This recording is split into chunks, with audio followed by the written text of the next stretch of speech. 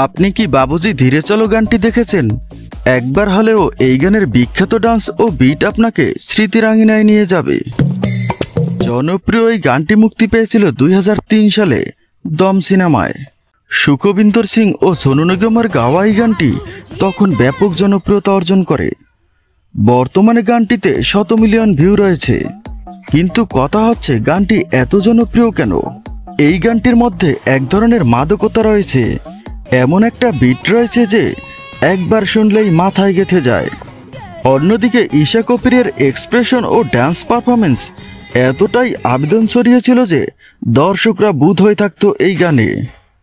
বিশেষ করে তখনকার সময়ে এমন ড্যান্স ছিল এক সাহসী সিদ্ধান্ত। আপনি যদি গানপ্রেমী হন, এই গানটি রাখতে পারেন আপনার প্লেলিস্টে। তো বন্ধুরা, গানটি কেমন লাগলো অবশ্যই কমেন্ট বক্সে জানাবেন। সবাই ভালো থাকবেন, অনেক অনেক ধন্যবাদ।